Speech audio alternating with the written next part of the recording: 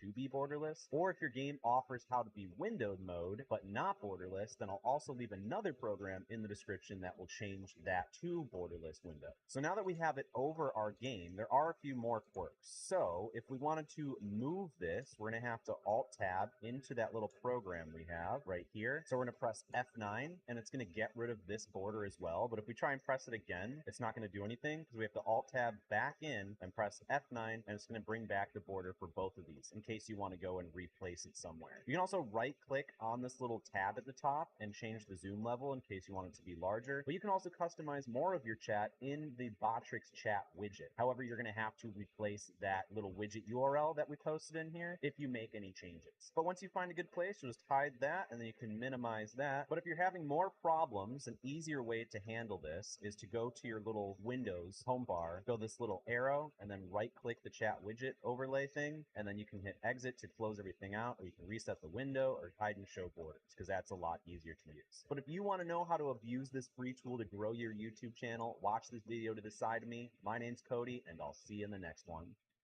Let me show you how to get the best microphone settings for your microphone, and I'm going to use a budget mic just like this so you can follow along at home. First thing we need to do is go into the settings in the bottom right corner. You can use OBS Studio or Streamlabs. It's virtually the same exact process. Twitch Studio a little bit different, but you can do something similar. Then we're going to go to our audio tab. The microphone I'm using now is the microphone 1 here, so I'm going to add in microphone 3 the microphone that we're using, the budget mic. So I'm going to use this Fifine microphone. If you don't see your microphone from the drop-down list, unplug it, replug it, make sure you have the drivers installed for your specific microphone. It'll likely be mentioned in the instructions, so check that out, and then restart OBS Studio. But if you see your microphone, fantastic. Just click your microphone, hit apply, and hit OK. Now you can see when I'm talking into my microphone, you can see the levels going up and down here for mic aux 3, the thing that we chose. But now in order to hear the changes that we're making, we're going to go and click these 3 vertical dots next to it, click Advanced Audio Properties, go to mic aux 3, the one we picked, and then we're going to turn audio monitoring to monitor and output. Now you'll be able to hear yourself in your headphones to make the necessary changes. If you're only hearing yourself through one ear or one speaker, you can change the signal to mono with this little box right here, and that'll make sure it comes through both ears or both speakers. If you're not having that problem, you can leave it unchecked. But once we can hear ourselves, we're going to click close. If you guys are wondering how I got this cool free overlay for OBS Studio, I'll leave a video in the top right corner explaining it. But let's go over one of the most important things, which is mic placement. As you can see right now, I'm using a desk boom arm stand, which gets the mic perfectly in front of my face, which is what you want to get. So I'll leave a link in the description down below to a cheap one that's not going to break the bank. But let's actually switch to the budget microphone that we're going to be working with today. So this is the microphone that we'll be using today. As you can see, it comes with a little stand here, but if I put it on my desk, it's way too far. You want to have your mic about 4 to 6 inches away from your mouth, and if you're unsure of how long that is, never mind. By the way, if you can drop a quick like on the video for the YouTube algorithm, I appreciate it. But you want to have it about 4 to 6 inches away from your face, which is why I recommend getting the desk boom arm stand. But if you're balling on a budget, or if you're lazy like myself and I don't want to unscrew this and set it up, we are just going to use the budget option, which is this box. So we put the box on the desk, and we put the stand on the box, and there we go. We got about 4 to 6 inches away from our face. Next thing that's super important is make sure you're talking to the right side of the microphone. A lot of beginners, and even myself,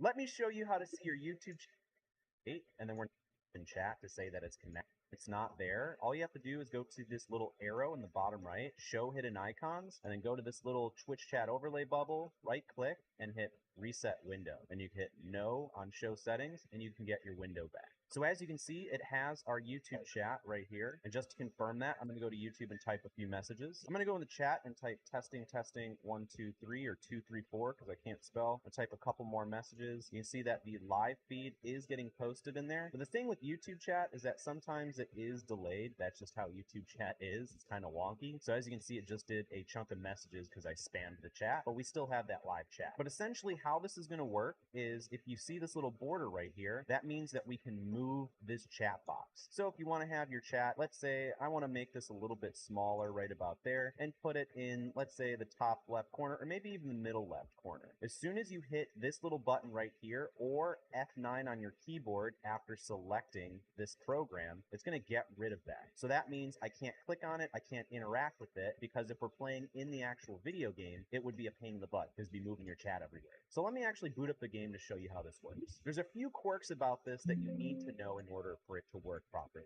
The first one is that you want to make sure you're playing your games in borderless mode or windowed mode. If you play it in just full screen mode, then it's not going to work. So if we go to our video tab and then we change full screen on to borderless to off to on, then you can see that if we're in just regular full screen, you're not going to see your chat. You got to be in borderless, which gives you that same effect, and it'll show. However, if your game doesn't allow you to do borderless, I'll also leave another thing linked in the description down below on how you can force a game to be borderless. Or if your game offers how to be windowed mode, but not borderless, then I'll also leave another program in the description that will change that to borderless window. So now that we have it over our game, there are a few more quirks. So if we wanted to move this, we're going to have to Alt-Tab into that little program we have right here. So we're going to press F9, and it's going to get rid of this border as well. But if we try and press it again, it's not going to do anything because we have to Alt-Tab back in and